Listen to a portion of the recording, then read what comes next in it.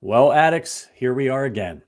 On January 11th, 2024, I addressed you all at the start of this very show because it was the last AA podcast before the Chiefs hosted the Miami Dolphins at Arrowhead in the wildcard round. Now, you might remember that morale across the kingdom was perhaps at an all-time low heading into that playoff game. The Chiefs' offense had struggled all year, the receivers couldn't catch, and the team had recently just lost in horrid fashion to the Raiders at Arrowhead on Christmas Day. It might be hard to remember now, but following that loss to the Raiders, we only saw the Chiefs starters for one more game the following week against the Joe Burrow-less Cincinnati Bengals. Yes, the Chiefs won that game 25-17, but they were only up 1 point heading into the fourth quarter. It was not an inspiring performance considering the Chiefs were facing Jake Browning at quarterback. And that was it. The Chiefs were locked into their seed, and they played Blaine Gabbert the following week in a meaningless game against the Chargers. It didn't feel like it was Kansas City's year. Many in the kingdom assumed the Chiefs would lose before getting to the Super Bowl, perhaps even at the hands of a dangerous Miami offense at Arrowhead.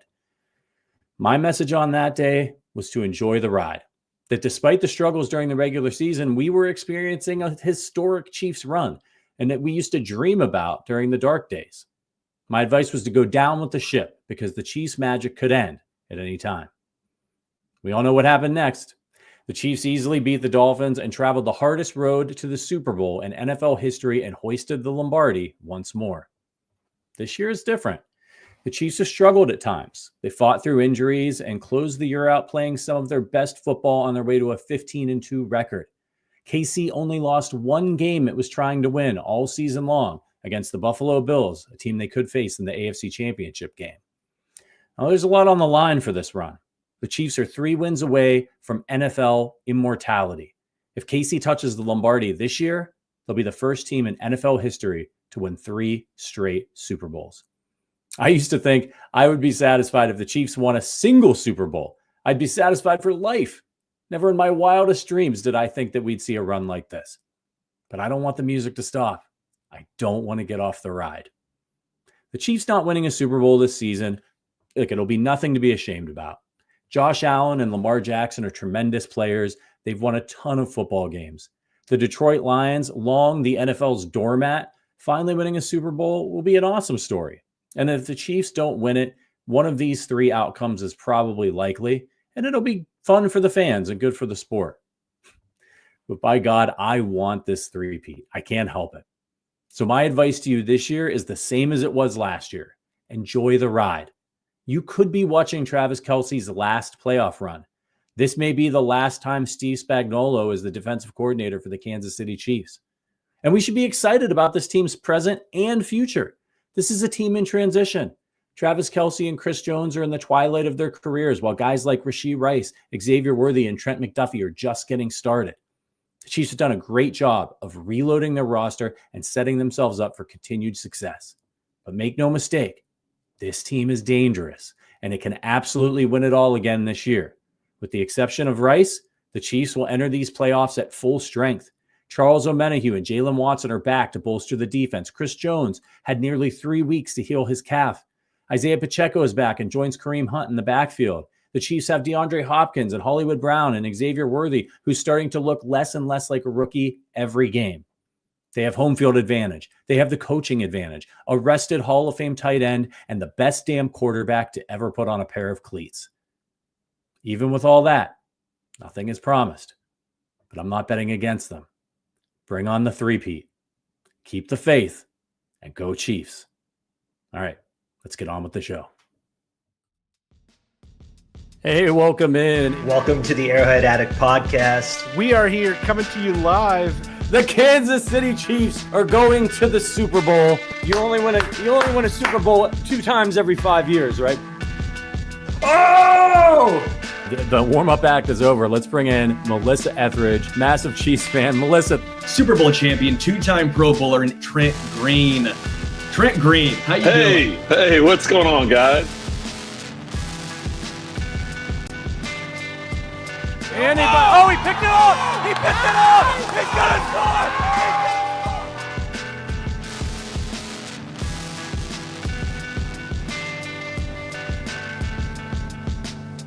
And we'll see you next week. But until then, as always, go Chiefs. Welcome in. It's the OG Hour. Patrick Allen here with you, as always, on the Arrowhead Addict podcast with my co-host, Sports Illustrated's Matt Verderame. For the first time this year, Verderame, how many Christmas cookies did you put down during the holiday season? A lot. I couldn't even tell you how many, but more than need be. But I have no regret.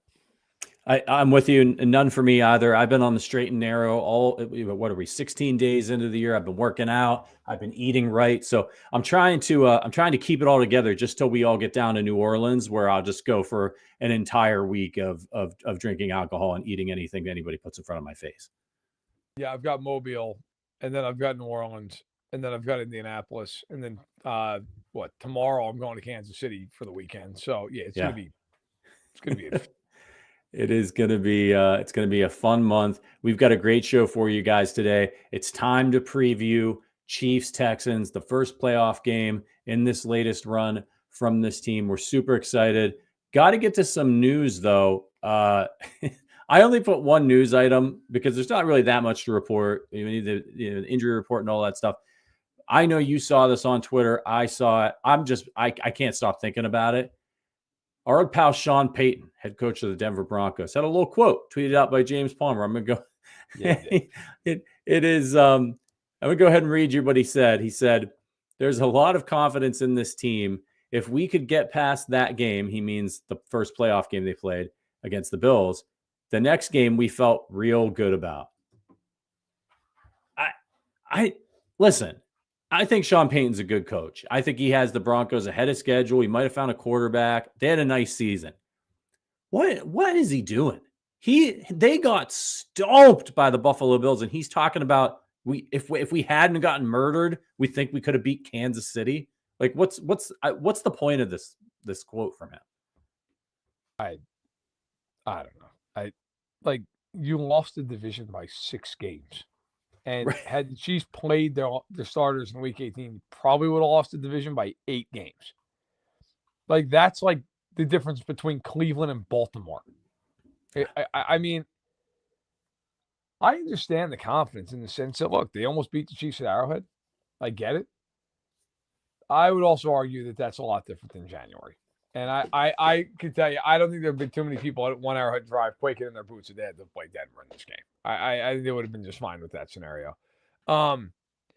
It's good to have confidence. It's another thing to be somewhat delusional, especially when you just got plowed 31-7.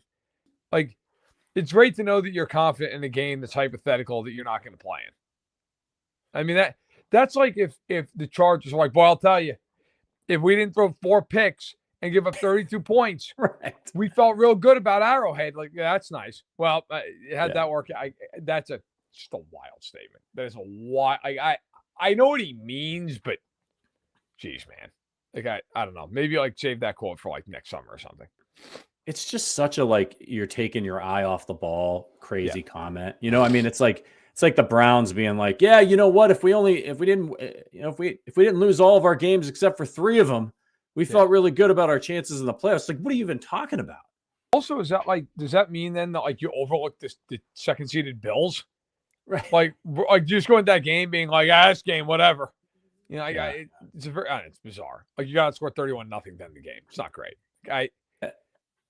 And I mean, look, Sean Payton, he's won a Super Bowl. I guess that buys you, it certainly buys you confidence, right? But it seems that he's got a little bit of an arrogant streak for sure, right?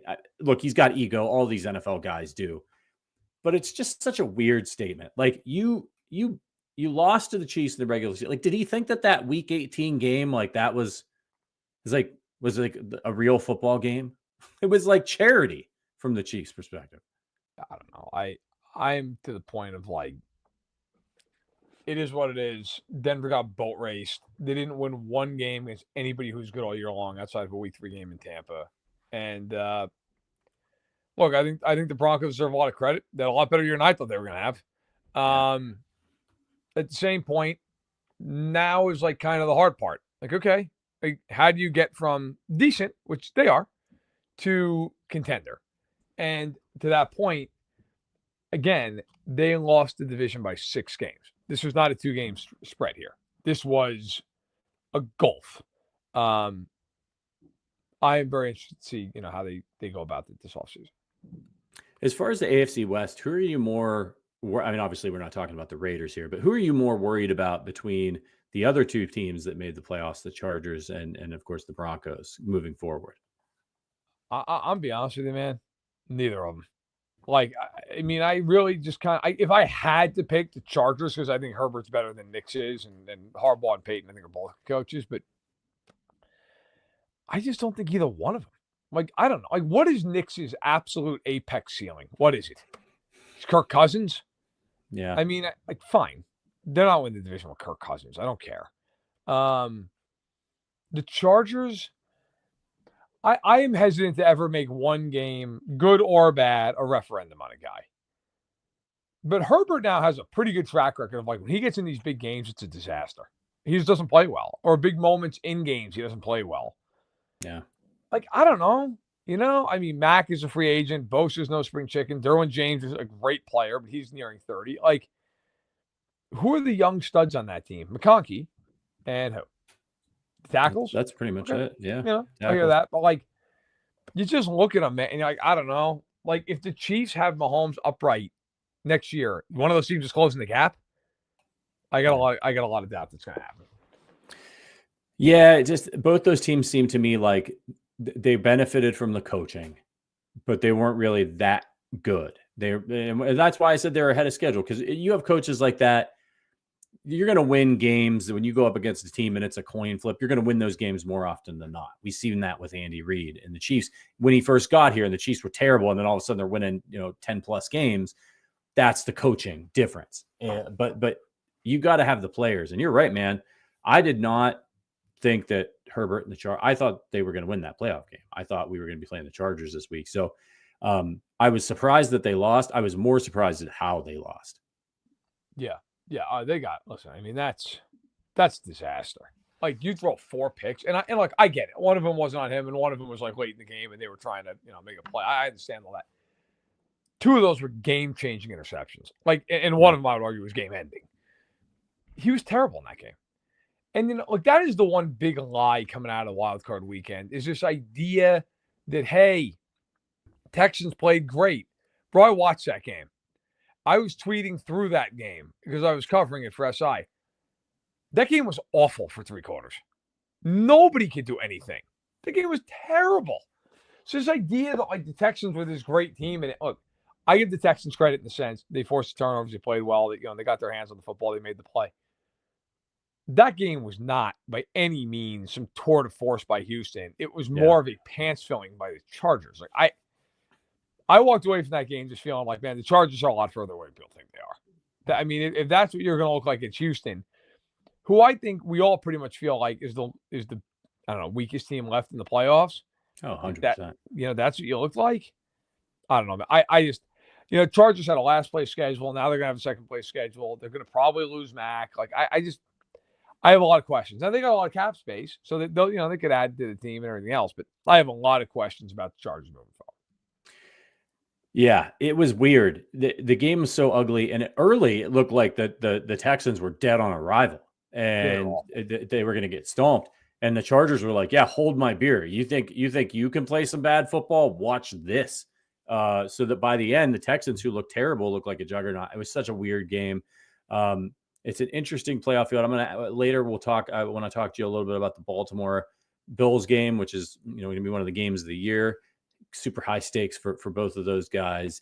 But first, we got to let you guys know that Underdog is the place to play if you're a sports fan looking to win money while watching sports. With over 5 million happy players and 2 billion won, Underdog makes it fun and easy to cash in on all your favorite athletes' performances. Compete against other players just by selecting higher or lower on 2 or more player stats, and you can win up to 1,000 times your money. So turn every touchdown into a win with Underdog. You guys know I love their vulture protection. You're probably going to need it if you're betting on the Chiefs here this week, or if you're Pacheco, Kareem Hunt. One of them is going to vulture the other. They'll rescue your entry. It's pretty cool. So download the app today and use our code Arrowhead Addict. That's all one word to get up to $1,000 in bonus cash instantly. Again, that's code Arrowhead Addict, all one word, to get up to $1,000 of bonus cash instantly. Must be 18 plus, 19 plus in Alabama, Nebraska, 19 plus in Colorado for some games, 21 plus in Massachusetts and Arizona. Present in the state where Underdog Fantasy operates. Terms apply. Avoid Colorado. Concerned with your play, call 1-800-GAMBLER. Visit www.ncpgambling.org. Arizona, 1-800-NEXT-UP, 1-800-639-8783, or text NEXT UP to 53342. New York, call the 24/7 Hope line at 1-877-8-HOPE-NEW YORK, or text HOPE New York to 467-369. All right, let's get into this game, Verderame. Chiefs handled the Texans pretty easily when they played earlier this season, just a couple weeks ago. This line opens up KC minus 8.5. Not a huge over-under, just 41.5. Injury report, looks like everybody's pretty healthy. Texans have been resting some guys. Some guys are limited. Chiefs have a long injury report, but everybody's practicing with the exception of Mecole Hardman, who's been limited and is still on the reserve list. Do you think everyone's going to be good to go for both the Chiefs and the Texans in this one, all the major players? Yeah, I mean, other than Hardman, yeah, he's doubtful. Watson's questionable, but I'd be shocked if he doesn't play. Mixon's the interesting one with the Texans because he did not practice today and he is questionable for the game. So I think he will play, but how hurt is he? Look, I expect that, most of these guys are going to go. The problem for the Texans is they're missing a lot of guys. They're missing both their safeties, who are both good players. They're missing Dell. They're missing Diggs. That is a lot. That is a lot in a game like this. And I do think everybody else, but it's like, everybody else, but you're missing, 4 of your best players. So I do think Alshire plays. I know he's questionable. I think Mixon went from a full to a limited to a DNP. Like, it's not great, but do I expect him to play? Yeah. The question is he hurt? And if he is hurt, how hurt is he? Yeah, I don't even think he was on the injury report the first day. He was. And then he was limited. That's very interesting. I think he's a really big, especially going up against a Steve Spagnuolo-led defense. I think he's key for them and for them to succeed on offense. And if they're not able to run the football, it could be an ugly one. So, look, we touched on it earlier, but were you surprised that this Texan team beat the Chargers the way that they did? Yeah, I mean, look, I went into the weekend thinking that it was the most coin flip game that there was in Wild Card Weekend. I said that a few times. I believe that. I think that, that game to me, I wasn't surprised the Texans won. I was surprised that the Texans won by 20 points and how fully incompetent the Chargers were in that game. I mean, you go watch a film of that game. There are plays with the Chargers where you can't even understand what they're doing on defense. I mean, literally, like where you watch them.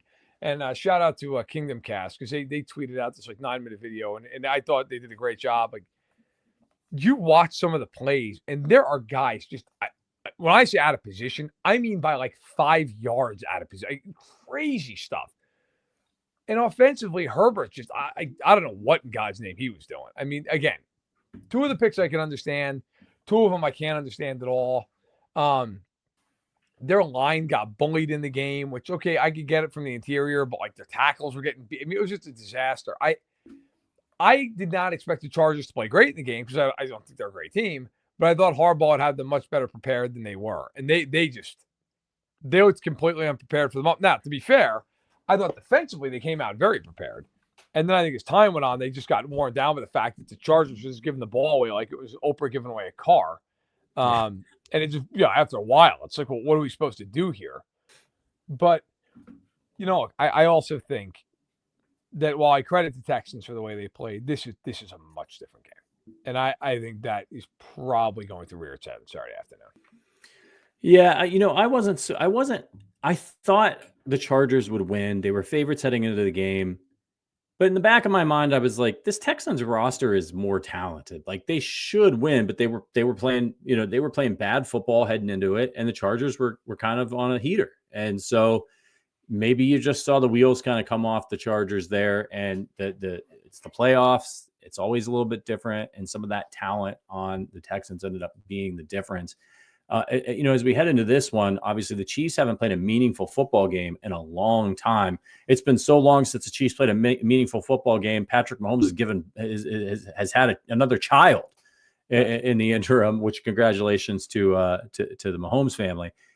Are you worried about rust? This was a big discussion heading into that last week against the Broncos. Are the Chiefs going to be rusty heading into the playoffs? I have my opinion on it, but I'm curious to hear yours. Look, I can see them having a series or something out of the gate where they're a little bit, off kilter. But I don't think so, just because they've had situations like this. They've done stuff like this before where they've had a meaningless Week 17 or Week 18 game. They've been off for the wild card round. I mean, they did this in 2020.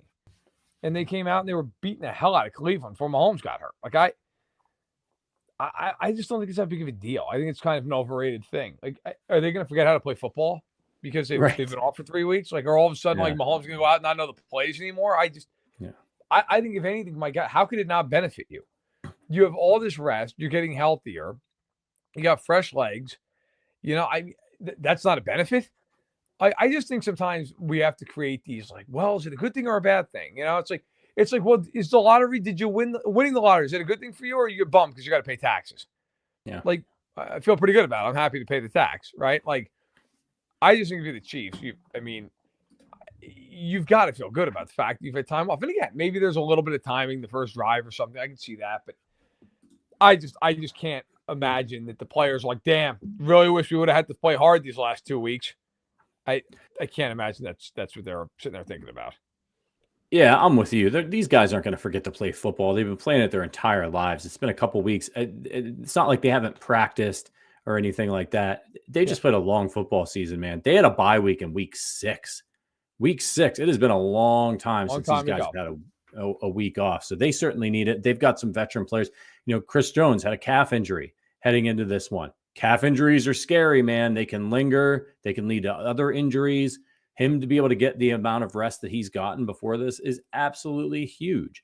Jalen Watson, getting him right, getting him back in the swing of things. So I'm excited. I think the Chiefs are going to be fresh. Maybe first drive, there's a little bit of rust, or maybe somebody drops a ball, but I don't think it goes beyond that. This is a veteran team.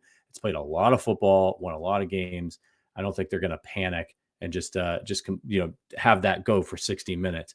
So I want to ask you about the left tackle situation. Unless something has changed in the last few minutes that I haven't seen, Andy Reid has been a little bit non-committal about what the plan is there with DJ Humphries. He's looked bad, even at times last week against Denver. Who do you think should be starting at left tackle for the Chiefs in this game? I would start Humphries, provided they feel he's 100%. If he's 100%, I'd play him. If he's 99%, I wouldn't play him. If he's 100% and they feel like he knows enough of the playbook and the calls or anything else, I'd play him. Because I think that the best case scenario is he comes in, he plays well, and then they have tuning inside with Creed and Trey Smith, and you're rolling. And if he doesn't play well, I'd have a quick hook. If they get too serious into the game, he doesn't look good, I'd yank him out of the game. But I also think this is a little overblown in this regard. If you're Andy Reid going into this game, what is your number one staple of this game plan? To give help to the left side, no matter who's there. You're not letting these edge rushers beat you. Right. The entire game plan is going to be, look, man, we are not letting Hunter and Anderson win this game. We're not. If that means the ball's got to be out, great. If that means we've got to be a little conservative and run the ball a little more than we like, fine. If that means there's some of the screen game, cool. If that means some RPOs, some jet sweeps, put them in conflict, don't even block them, awesome. There is no world Andy Reid's going into this game going, man, I hope DJ Humphries and Juwan Taylor can hold up for 4 seconds a shot. But they're not going to play that way. So to me, it's like, look, yeah, if Tooney plays, if Humphrey plays, this whole game is going to be predicated on them getting the ball out. I mean, that's what this is going to be about. And I'm sure Houston, they know it. I mean, I would expect Houston's going to try to squeeze down those shorter routes. They're going to play a lot of man. I would expect them to try to heat Mahomes up in the game. That's what they did, by the way, in Week 16. I went back and watched the film of it. They blitzed a lot on third down. They blitzed some on second down. They put a lot of man behind it. And they basically said, throw in a tight windows. Do it. We think we can cover you. And for a while they did. And then they couldn't. I But I think if you're Kansas City, you're like, look, we're not losing the game because of these two guys. We're not. If we lose because Christian Harris is making plays and Eric Murray's making plays, fine, we'll live with it. But I just cannot envision any scenario where Kansas City, other than on a 3rd and long, we kind of have no choice, where they're just going to allow those two guys to tee off. I just don't see it happening at all in this game. I gotta be honest with you, man. I'm on the other side, and I take your point. I just DJ Humphries has played so little football for the Kansas City Chiefs, and even less football with Patrick Mahomes. For me, it's all about Patrick's comfort level, and he looked for the first time all season, from my point of view, comfortable with Joe Thuney at left tackle. The thing that worries me is how quickly Humphries and Wanya Morris could get beat at times, whereas you could see the deficiencies of Joe Thuney, the length. He would allow pressures, but he, as we've been saying on the show, he would die a slower death. And I think that's really helped the Chiefs. And look, I understand the arguments, and they're fair and perhaps right, that you're better off if you can get even slightly below average play of Humphries and move your all-pro guard back into the middle and have that up the middle running game, which is another great way to slow down the pass rush, by the way, is to run the football down their throats. And if you can do that successfully, then you're going to be in advantageous situations all game long. But I worry about pulling the strain, like switching things for the first playoff game with if Humphries hadn't gotten hurt, I was all for bringing him in and riding that experiment out to see if he could get back in, game shape and be the average player that we needed at left tackle. But because of his injury, we didn't really get to see that. So at least as a fan, that makes me nervous. But look, I'm going to trust Andy Reid. He knows what to do. He's going to have a good game plan. And you're right. They can't always hook him if it's not working and put Thuney out there. But it does make me nervous, man. I don't want anything to happen to 15. No, I also think, truthfully, if you're really asking me, if I was Andy Reid, I'd call Patrick into my office. Who do you want as your left tackle? Yeah, that's fair. I mean, he's the one playing in the pocket. Who do you want? Who do you want? You've seen him in practice. Who do you want? If he says Joe Thuney, then Joe Thuney's my left tackle. Yeah. I mean, if you're asking me without knowing what Pat would say, I would put in Humphries. But if they're sitting down, they're going over, 3rd down install, and Andy turns to him and goes, who do you want as your tackle? And he's just Joe Thuney. Then it's Joe Thuney. Yeah. Then that's what you do. But I don't have a huge – if they go play DJ Humphries, I'm fine with it. It's it's been a conversation all year. What do you think they do at the tackle position, kind of looking ahead here? I mean, Kingsley Suamataia has been kind of a disaster. They were playing him at guard. Well, there's no kind of. Yeah, it's bad. It was a disaster. Yeah. Are they right back to the drawing board looking for maybe a tackle in the first round? I got to be honest with you, I haven't thought about it at all because they're in the middle of trying to win a three-peat. But I would say that, yeah, probably. I mean, what is a bigger positional need for this team than that? Nothing. So, yeah, probably. I mean, I would. If I was Brett Veach, I would sign Trey Smith. I don't care. I'd give him 5 and 100. I don't care. And I would just draft a tackle. Yeah, probably. Because, by the time Trey Smith's big money kicks in, which would be 2026, I'm cutting Juwan Taylor. So, yeah, I'm trying to be cheap at tackle, and I'm fine being expensive inside. Yeah, we will see. Just keep drafting them until you get one, Veach. It's tough. Look, he's in a tough spot. It's really hard to get that guy where the Chiefs pick. Correct. And so that's the struggle. And so maybe he tries to work a trade, looks at free agency. We'll see. But you're right. We got a playoff run ahead of us. So let's focus on that for now. What about Jalen Watson? Chiefs defense obviously had a drop-off in their pass defense when he went out with injury. They sort of started to find their legs a little bit later in the season, started looking a little bit better. He comes back probably for this game. How much do you expect him to play? And are you concerned? And this is a position, and you and I have talked about this before, you get a little bit nervous about a cornerback, especially the way Steve Spagnuolo likes to play sometimes when it comes to Russ, because one bad rep could mean a touchdown. What are your thoughts on him as we head into this game? I'd play him as much as he can handle. He was phenomenal before he got hurt. And I would ride him till the wheels fall off in this game. I don't care. you know what? I want him out there over Najee Johnson. Sorry. Like, Yeah. I'm not screwing around this game. Jalen Watson at 50% is better than Najee Johnson. I'm not screwing around and putting Najee Johnson out there and hoping that Christian Roland Wallace can hold up. Like, the hell with that. I'm playing that kid. If he makes a mistake or fine. I'll live with that all day and half the night over putting out a guy who I know is getting torched in Johnson and might get torched in Roland Wallace. I just think that's the way you roll in this game. Now, I will also say this. I also think the Texans have one real receiver in this game who scares you at all. So, if you really have to, you can travel McDuffie with him. You may not. You may decide not to. But you might. I'll tell you one other thing, watching the film study, or watching the film, I should, while I was doing my film study, that just jumped out. And I didn't chart. Maybe I'll go back and do it if I have time. I probably won't have time. The Texans played an ungodly amount of 2 tight end sets and sets where they had a fullback and a tight end in the game. They played that, over and over and over against Kansas City, nonstop, pass and run. They ran a lot of 2-man routes where they're trying to get guys open. And the reason I bring that up is when they did that, the Chiefs usually, every once in a while, if it was like a third down and change, they'd still play their nickel or their dime. But usually they matched it with base. They went with their 4-down linemen, then they went with the 3 backers. But when you do that, there's 2 receivers on the field, there's 2 corners on the field. My guess is it's going to be McDuffie and it's going to be Watson. And in that scenario, I wonder if they would travel McDuffie. I wonder if they say, look, when the Texans are in big personnel and there's only 2 receivers on the field, we're going to match up with McDuffie on Collins in the game.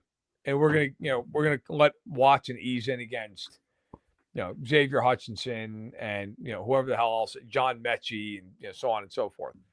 But the Texans played a ton of that set. They played a lot of condensed formations, which is just inside the numbers. I would expect it. And by the way, that is a very dangerous thing at Spagnuolo. Okay. That is something that I kept watching the film and going, man, they didn't do it in the rate. So in week 16, the Chiefs blitzed a little bit, but not a lot. They did not show a whole hell of a lot. They were very, very static defensively in that game. I will bet my bottom dollar if the Texans sit in those condensed formations, which again, for anybody who doesn't know, all that is just that means all 11 guys are inside the numbers. They did that a ton in week 16. You know who else does that a ton? The Niners and the Dolphins.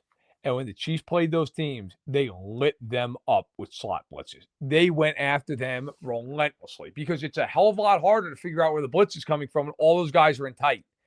It's not as easy to see the defensive formation and the rules of the defense.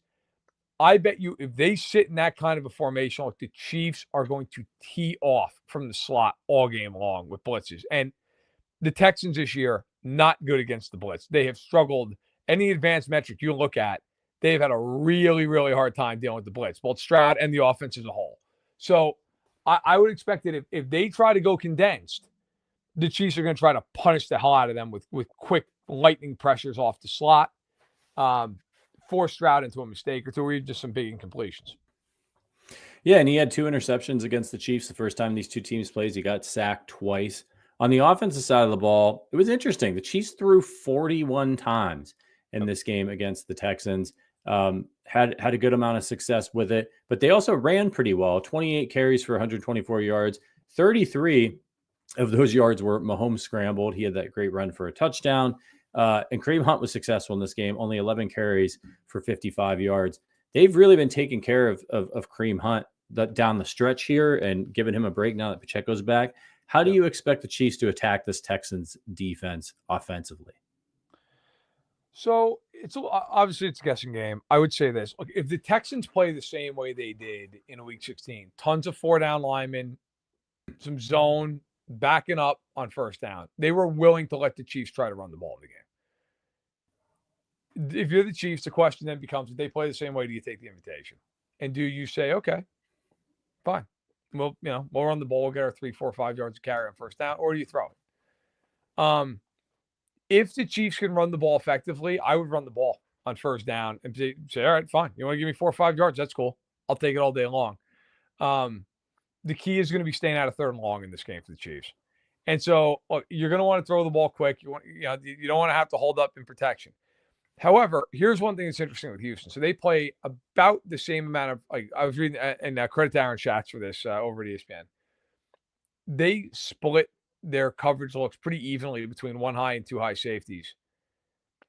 If they come out and play a lot of single high in this game, I bet you there's a handful of plays early where the Chiefs keep somebody in the block and they load up and try to knock them out early in this game, because that is a huge risk by Houston to say, okay, we're going to take our chances and put one-on-one. I mean, hey, they got good corners. Maybe they do it. If I'm the Chiefs, I'm going to take my chances there. I just think if you're Kansas City in this game, the main goal, and it's always a goal, but especially in the way this game's going to be played, you want to stay in second and manageable, third and manageable. First down's a big down for the Chiefs. If they can get 3 yards, like second and 7, you're fine there.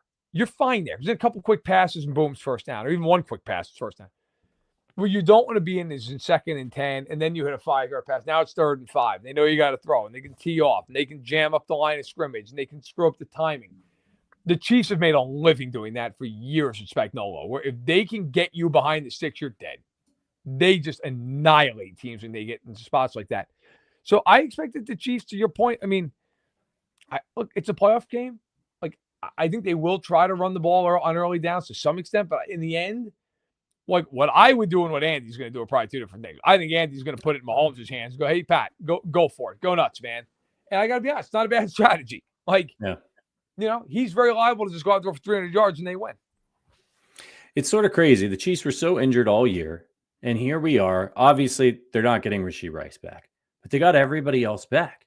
And Menahue's there, and you add DeAndre Hopkins, which isn't a bad consolation prize to losing Rashee Rice. And he's been fine for them. He had the one big game, and you wonder, he's still getting acclimated to the offense, of course. How much do you think they were holding back on DeAndre Hopkins? Do you think they've got some stuff that they kind of, easing him in, want to keep him healthy? Same thing with Travis Kelce, right? Didn't have the biggest year. Do you expect a little bit more fireworks from this offense from guys like Hopkins and Kelce? I think Kelce's going to have a really big day. I think you want to attack Houston in the middle of the field. The linebackers are not bad, but I think if you're the Chiefs, you want to try to go at their linebackers with the tight ends. You want to go after their backup safeties with the tight ends when you get those matchups. And you're going to get those matchups when they blitz. Kelce has just made, look, he's been great in the regular season, obviously.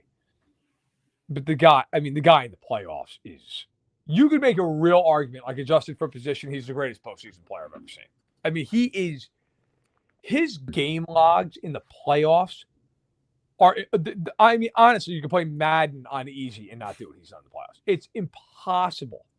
So, Hopkins might have a game here or there. He might, but if I'm betting, it's Kelce in the postseason. So Kelce with Mahomes has been almost unstoppable. And so in 2018 and 2019, they played 5 games. He had 5 touchdowns. He had 2 games of over 100 yards. But in the other 3 games, I had 23, 30, and 43. Since the start of 2020, which is 13 playoff games. I'm not going to bore everybody, but here are the numbers. 8 catches, 109, a touchdown. 13 catches, $118, 2 touchdowns. 10 catches, $133. Next season. 5 catches, 108, and a touchdown. 8 catches, 96 yards, touchdown. 10 catches, 95 yards, touchdown. Next season. 14 catches, 98 yards, 2 touchdowns. 7 catches, 78 yards, touchdown. 6 catches, 81 yards, touchdown. Then last year, 7 for 71, 5 for 75, and 2 scores. 11 for $116 and a touchdown. 9 for 93. If you look at his last 13 games in the playoffs, his worst game was the Miami game when it was negative $1 million and he went for 7 and 71. Look, it's one of those things, man. Until somebody stops him, I'm betting on that guy because he has been just a game wrecker. Nobody's been able to do anything with him. And this year against the Texans, didn't do much. He had 5 catches, 30 yards. But man, I'm not betting against that guy. And in this game, if they have 3 or 4 critical third downs, what they're doing. They're dialing up some play we haven't seen all year long, and they're going to him. And somebody's got to stop him. And there's to just have so many weapons. Obviously, Xavier Worthy came on at the end of the season. A lot of people have been comparing it to how Rashee Rice finished the season last year. I don't know that I would go that far, but he certainly is better than he was earlier in the season. Maybe it's just not quite as good as Rice. He led the Chiefs in receiving in this game against the Texans, 7 for 65 and a touchdown. It was targeted 11 times. But what really stood out, and I believe this was Hollywood's first game back, they just really spread the ball around. Worthy had 65 yards. P. Ryan had 3 receptions for 50. Hollywood, 5 for 45. Hopkins, 4 for 37. Kelsey, 5 for 30. Is this team really set up well from a matchup perspective of we've pretty much got an answer to whatever you put out there? We've got a guy that could beat you? I just think it's a hard game for the Texans in the sense, look, Stingley's terrific. He can guard one guy. And Lassiter's a nice rookie, but again, like one guy. Like the further you get down the matchup depth chart, the bigger of a problem it becomes for Houston, right? Yeah. So it's like, okay, look, Stingley against any of the Chiefs receivers is advantage Stingley. Let's say it's Hollywood Brown. Lassiter and Worthy, I think, is a good matchup. I think both guys would get their fair share. I think Worthy would get some of his. I think Lassiter would get some of his. I think it'd be a good game. Hopkins against who? Probably favoring Hopkins. Kelsey against anybody in the middle of the field. It's Kelsey. That's where you start, the backs against that's where you start to get into they're going to play man and they're going to play a lot of, blitz heavy second and third down stuff and put pressure on guys to cover in space. That's where you have a problem to me for Houston. That's where you start getting into okay, I feel anybody that's not guarded by Stingley either can win or probably will win. And again, this is a team that has had 3 weeks to self-scout and prepare and is going to be able to look at the film and go, all right, this is what we want to do. And to that point, Houston can also do that. The problem is Houston's just not as talented as Kansas City. Kansas City just has more answers to the test. So it's kind of like if you took a test in school, you took a final, there was a 100-question test, and one kid was given a calculator and the other one wasn't. That other kid could be just as smart, but if he doesn't have a calculator, you got a problem. And it's kind of where I'm at with this. The Chiefs just have more ways to beat the test than Houston does. Give me one player on each side of the ball that you think needs to step up and have a good game for the Chiefs to ensure a victory here. Offensively, the left tackle spot's obvious. I'll go away from that. I'll say Xavier Worthy. I think if Xavier Worthy has a big game, the Texans are done. I think if he goes out and has 8 and 85 or something and a touchdown, good luck. Defensively, good question. You know what? I'll go a former Texan. I'll go with Divisional. I think if they get the pressure that they're capable of getting in this game, we've all seen it, right? We lived through it in Super Bowl 55, and when you are getting immediate pressure, especially when you're not blitzing, there's just not a lot you're doing. There's just not a whole hell of a lot you can do in the game. So I'll say Divisional is kind of a representative of that pass rush. They've been good since he got back. It's really changed everything. I'm going to go with George Karlaftis on the defensive side of the ball, kind of the same way that you went with Worthy. I think if he has a good game, that's not a good sign for any opponent. If George is cooking, that means either Chris Jones is really eating up a lot of blocks. Menahue's going. It just usually is a good sign for defensive health. And when the Chiefs struggled at times this year defensively, Karlaftis got off to a good start during the year, and then he kind of faded for a little bit and then sort of reemerged late. So I like him in this one. Offensively, I guess this is special teams. Give me Harrison Butker. This is going to be a really cold game, and you know how playoff games can get tight for a little while. I do think the Chiefs will win, and I think they'll win handily, but I'm really curious. Harrison Butker's only been back for a little bit. He's had a handful of misses. Yeah. Coming back off an injury, how rusty is he? So, I could see him if he goes out there and he misses a couple of kicks or something. It's like It's a bad juju, and that gives the Texans confidence. It keeps things closer than they should be, those types of things. So I don't want to see that. So Harrison Butker, I want to see him come out, nail all of his opportunities, be regular playoff Harrison Butker. It'll make me feel a lot more comfortable moving forward. And if they can count on him, they should be fine in a game like this. Look, man, I really again, I'm covering the game. I'll be there Saturday up in the press box. I really struggle seeing them losing this game. I do. I think they would have to really play poorly. And that's not I know people hear that and would go, "Oh, you're killing the Texans. You're taking." I'm not. It's just look, it's reality. The Texans are not as talented as the Chiefs. They are on the road. They're not as rested. I would ask anybody to tell where are they definitively better than Kansas City? Where is it? I mean, you could certainly argue, Collins is better than any Chiefs, but I mean, as a unit, are they better than the Chiefs offensively? No. Are they better on special teams? They're not bad. No, they're not better than them. Right. Do they have a better coaching staff than Kansas City? No. So that kind of leaves the defense. Are they better defensively than Kansas City? No, they're not. So it's where do you? I don't know. And here's the other part of this too. The Texans this year, they played in a lousy division. They're 4-7 outside of their division. I have a really hard time looking at this game and seeing them win if the Chiefs don't make a bunch of mistakes, turnovers, penalties, missed kicks, blown assignments, maybe a non-offensive touchdown. It's going to take that.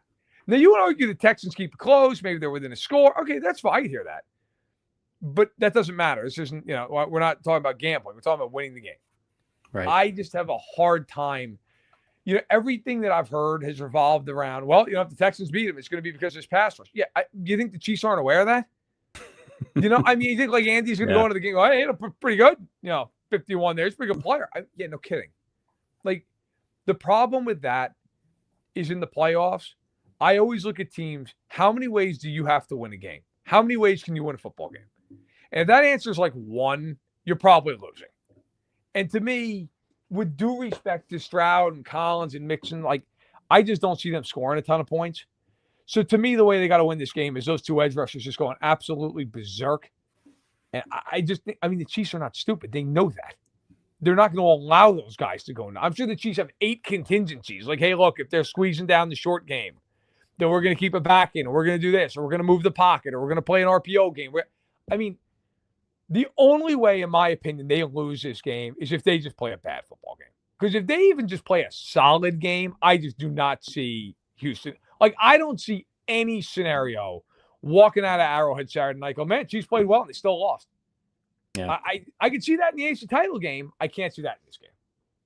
We're going to get to our final score predictions in just a minute, so stay tuned for that. It's the Arrowhead Addict podcast. If you're watching on YouTube, do us a solid and hit that like button and make sure you're subscribed for all of our playoff coverage moving forward.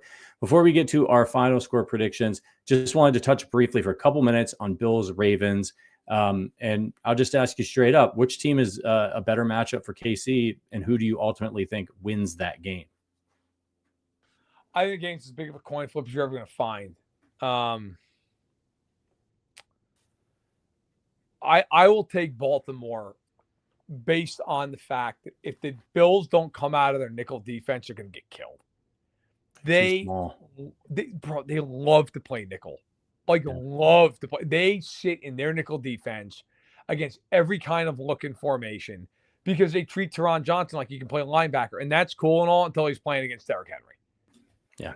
That's fine when Isaiah Pacheco is the running back. That's not as fine when it's Derrick Henry. And it's Patrick Ricard. He's a 300-pound fullback coming downhill. It's rough, man. That's rough. Now, if Flowers doesn't play, which it sounds like he might not, that could be a game changer. But I am going to ride with Baltimore. Frankly, I just think it's the better team. Now, ironically, I also think Baltimore is the better matchup for the Chiefs, even though I think they're the better team. I will also, though, state that I think if Kansas City plays it, if the Chiefs advance the AFC Championship game and they play their best game, they're winning. I honestly felt I don't care if it's Buffalo or Baltimore. If the Chiefs go out and they play their best game for 60 minutes, should they get to the AFC title game, they're going to the Super Bowl. I just think they're better and they're at home. But I think Buffalo is a harder matchup. They just have more ways to beat you offensively even if the Ravens are more potent in certain ways, if that makes sense. The Bills can just, it's almost like the Chiefs, where they can throw to like 6 different guys. I think they're a tougher matchup, but I think the Ravens are actually the better team. It should be a heck of a game. I got to give the Ravens credit, man. When they came out in that playoff game and just Harbaugh was like, I'm running the ball. We're running the ball. I don't care. It was every play, running the ball. Derrick Henry, Lamar Jackson, they wore you down. It'll be interesting to see if it is the Ravens, if Spagnuolo, which he did a year ago, is able to just give them an offer they can't refuse to pass the ball, because they just completely forgot who they were last year in the AFC Championship game, didn't run. And it almost seemed like Harbaugh was trying to send a message in that first playoff game with like, that's not going to happen this year. And so it'll be a really fascinating game of chess to see that Ravens team and that running game versus Steve Spagnuolo and his genius. Yes. I expect Spagnuolo to be aggressive in this football game. I think they're going to do a lot of things. And look, if they get to the next round and they play Lamar, we've seen what they've done a lot of weird things, 2 spies and different ways to try to gum up the line of scrimmage. And if they see Buffalo, I bet you they play it a lot like they played them last year, where they basically say, you want to run the ball, go nuts. We're not letting you throw the football. And look, that is, that's a hard thing. If you're a great quarterback, and ask Mahomes, he's talked about it, that is a hard thing to do, is just constantly take what you're given. It's hard. It's hard. Your mentality is to go after something, to go get that extra, that hey, I've got the check down, but that guy in the corner, I think I can get the ball to him, right? That's the trap. That's why Lou Anarumo has driven the Chiefs nuts for years. Because that's what they did. The Bengals will give the Chiefs 6 yards in every freaking play, but the Chiefs don't do it. It frustrates the hell out of them. And I expect if the Chiefs play the Bills, you'll see that kind of game plan out of Spagnuolo. And we've seen Josh Allen get into trouble with that same kind of thing. He tries to be a little bit too much the hero and makes that bad pass. But boy, he's had a hell of a season. So has Lamar. So hats off to those guys, and we'll see which one of them ends up being the MVP. All right, let's get to our final score predictions for this game first. Let's not get too far ahead of ourselves. Why don't you kick us off, Verderame? Chiefs Texans. How do you see it coming down? I think it's a game where the Chiefs are in control. I don't think the Chiefs have really rarely blown anybody out this year. I don't know that I think they're just going to go out and win 42-7. I have more respect for Houston than that. I think it'll be the kind of game where it's close for a while, and then the Chiefs kind of start to just move away from them in the second half. I got it like 27-16. I think it's a similar game kind of to how they played in Week 16. I could see a world where the Chiefs beat them by 3 scores. Like they just come out really hot and Houston falls behind and they got a throw non-stop. But I got 27-16. I think it's a comfortable. It's a game where like by the middle of the third quarter, it's certainly not over, but you feel like, okay, they're in a pretty good spot. I think it's that kind of a game.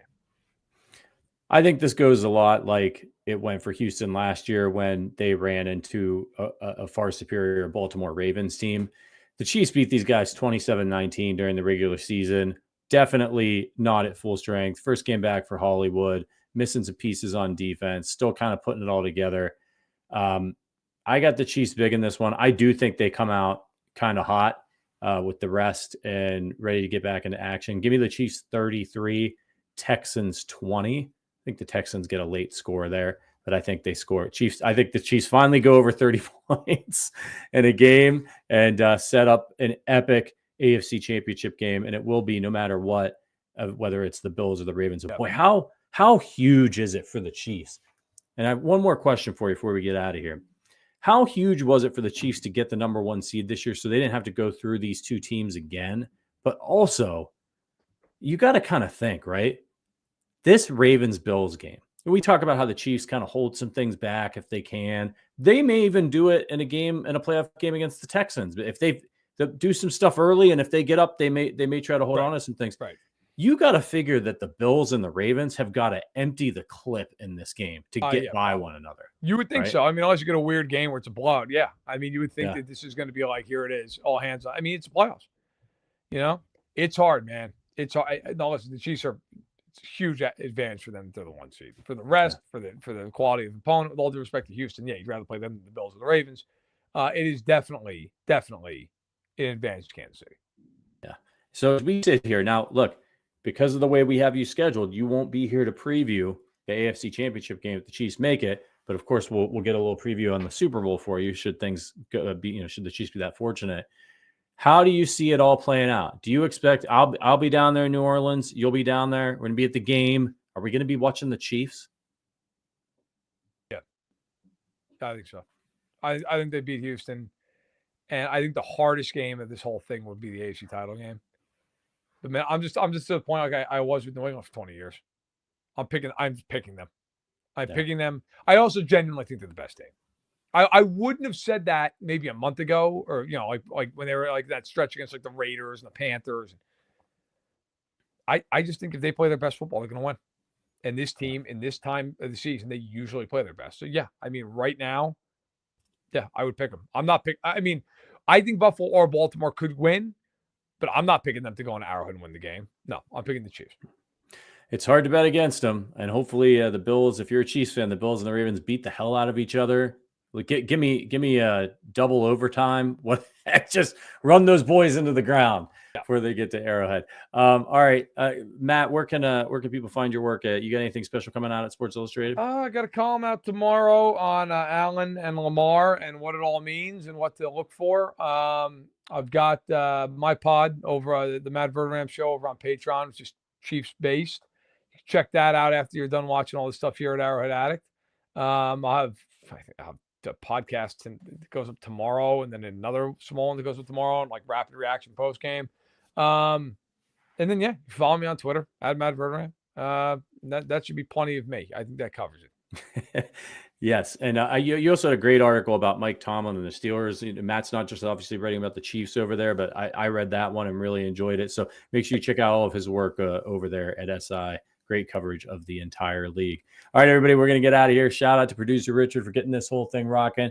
And a hat tip to all of our Arrowhead Addict members who support this show. If you want to become a member of the Arrowhead Addict community, check out the link in the description. For Matt Verderame, for producer Richard, I'm Patrick Allen. We'll see you on Saturday for our regular slate of pre, halftime, and post-game shows. But until then, as always, go Chiefs.